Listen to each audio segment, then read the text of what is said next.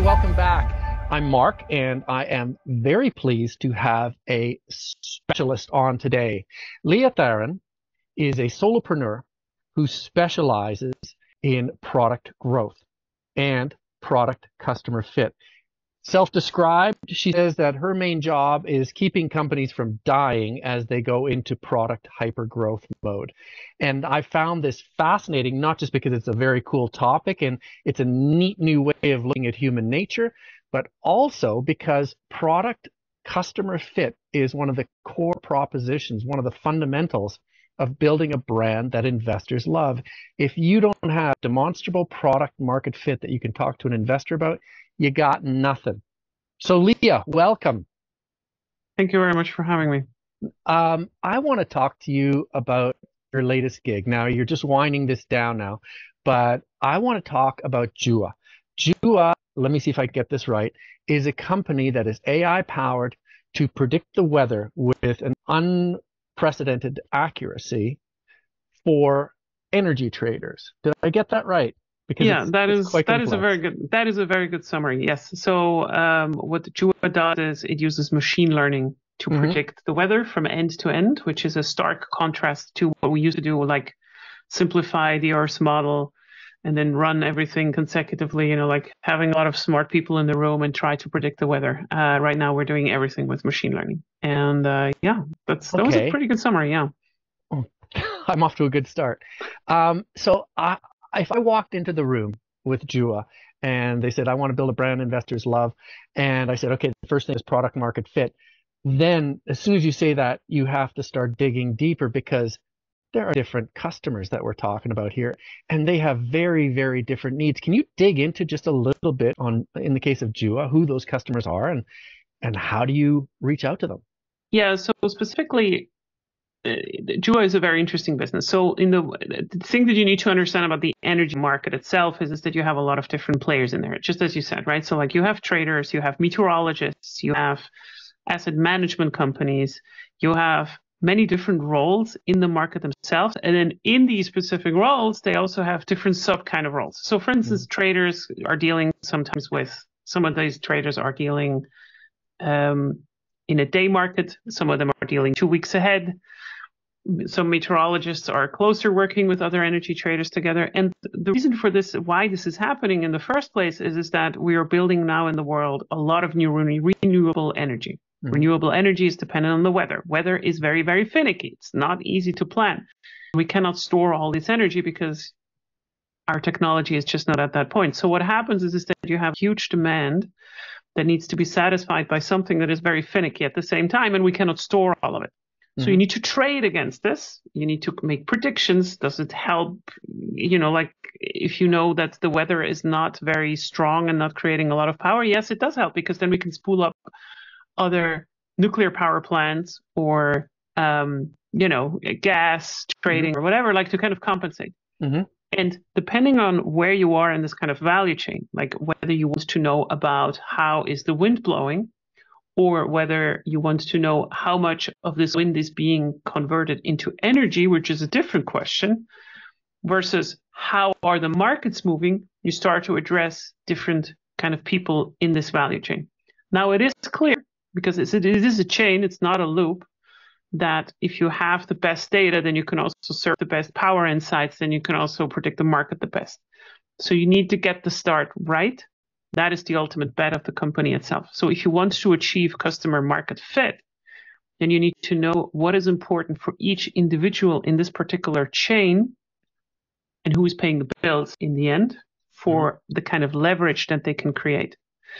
And this is fundamentally very important because you need to understand someone's job extremely well. You cannot create a machine for farming without understanding farmers. That's just not how it works. You cannot think of something that makes them more efficient without doing it yourself, at least to some degree, and really, really getting close to the customers and talking about it. Oh man, that just that's reminds the me. First step. That reminds me of a funny anecdote where I'm not sure of the sector exactly, but a bunch of tech guys, big swaggering tech guys, they go into a new sector and they say, we're going to take over this sector. And they say, do you know anything about the sector? I said, don't need to. We know how to make it better. and then they went away. They died.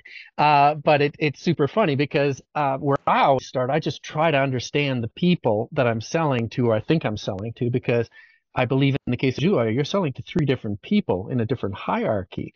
Um, but you have to understand the person that you're trying to sell to and know them better than they do themselves. But let's go to this part.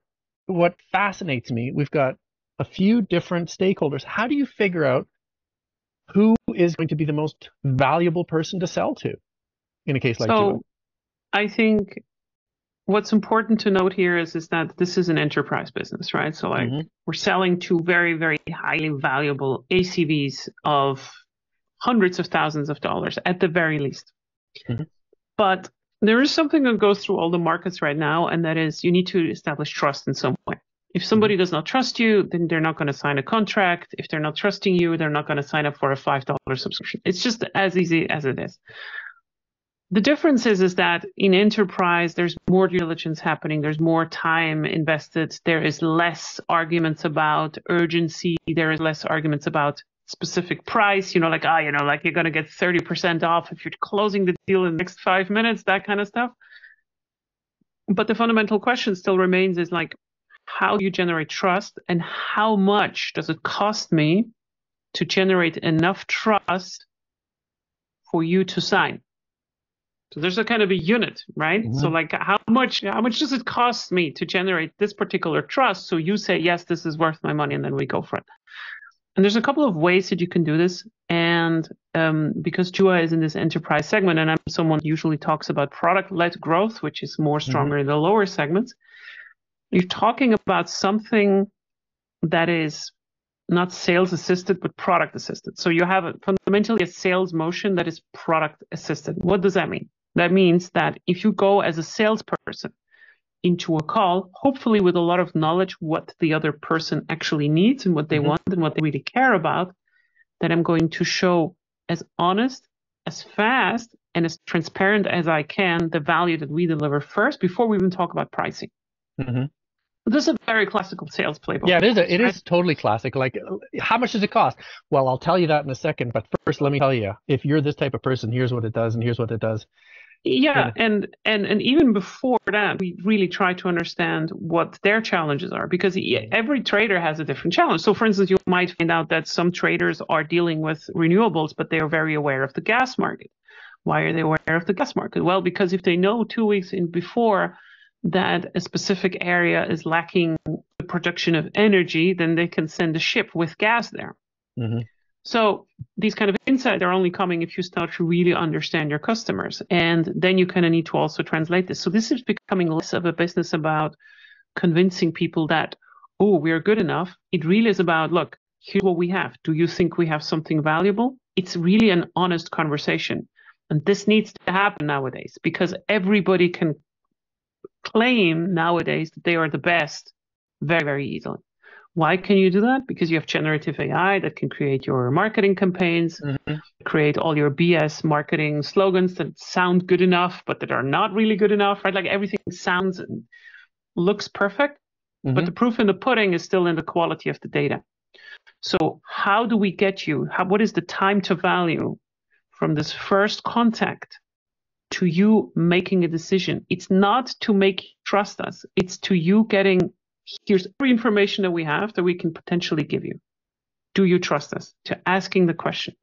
Sure. The goal is to get someone to trust us and then sign a contract. But we want to shorten the time it takes them to validate whether they are the right person for us and whether we are the right supplier for them. And this kind of shift in mindset is super important because if you have a shitty product, if the data is not good, maybe I can sell to one unsuspecting client that is going to fall into our trap. But fundamentally, I want to know how strong our pipeline is. The faster we get the customers through, the better for them, the better for us. Because if we have 20 pitches and we can close no one after 6 to 12 months, that's a problem. So the product is not good enough or the messaging is not good enough, right? So like we're doing something wrong. We're not understanding something about the problem that the customer has, or our data is not good enough. And this is extremely important because especially in a young company like this, we're like 20 people. We have a massive product. this product is as big as ChatGPT 3.5. That's how big this is, right? So like in terms of data storage and everything. If you're this small, your job is not to establish a sales pipeline of 1 million, 2 million, 3 million.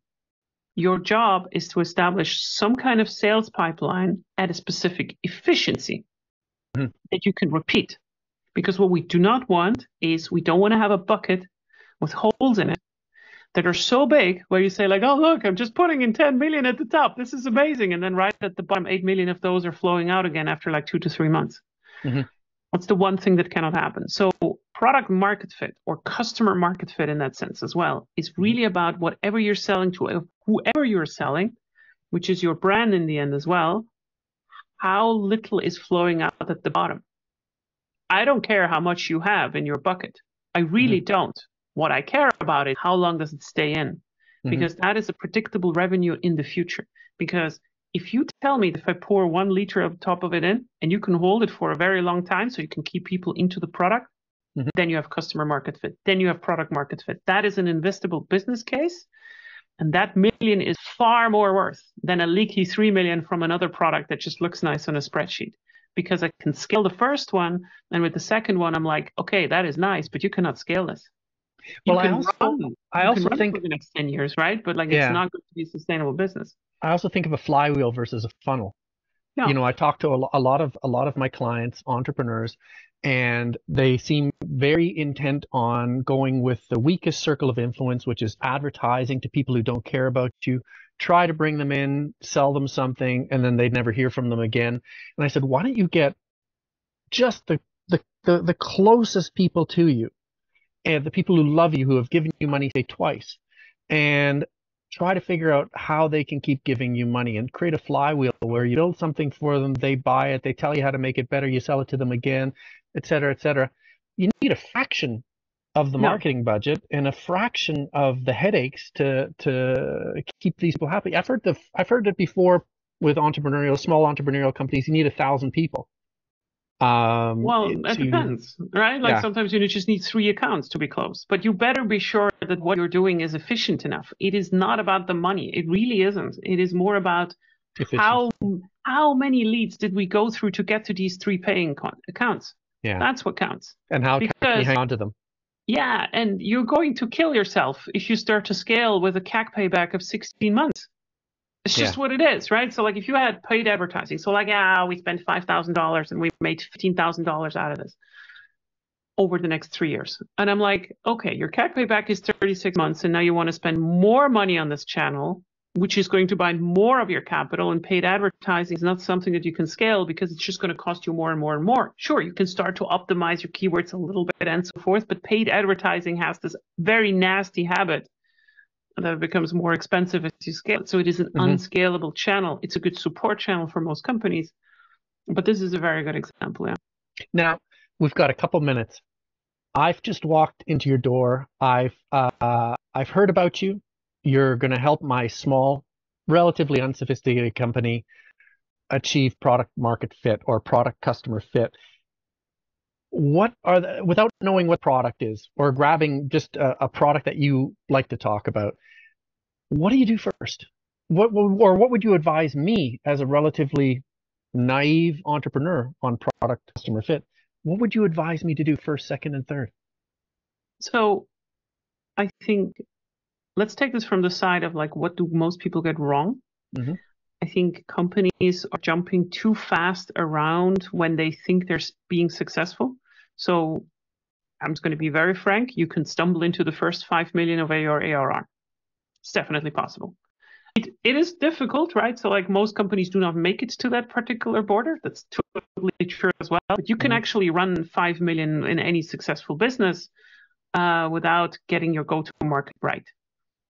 But let's say you're driving most of your acquisition through a community or through content production or through SEO or through whatever your channel is, whatever your poison is.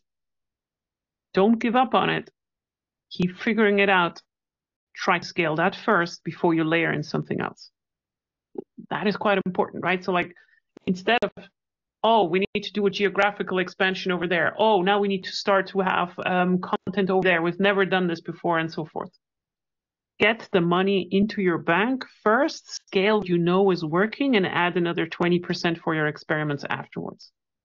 Oh my God, that's genius. I'm actually doing that right now. We're exactly at that stage with a couple of my clients who again, I say the entrepreneurs that I meet, the first thing I usually do is just for fun. I ask them to show me the closet where they have all the dead tools that they tried and failed because they didn't stick with them. And then they say, oh, we got to try this and we got to do this and we got to do this. And nothing works because they don't pay attention. They don't consequently follow it through. No. So it died and they just burn, and they're super unsatisfied. Yeah.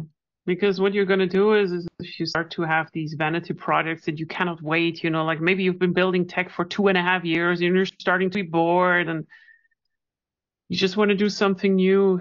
Mm-hmm. This is going to attract new people that you have to hire, and these people are going to sit on your payroll. And if your primary channel is getting hit by something unforeseen, you suddenly lack the money now.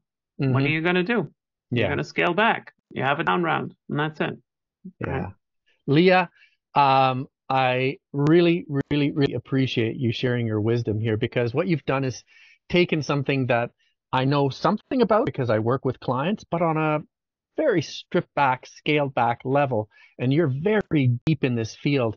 And I hope that I can help some entrepreneurs find you, because I think you're a vast treasure trove of information on product market fit. I really appreciate you taking the time.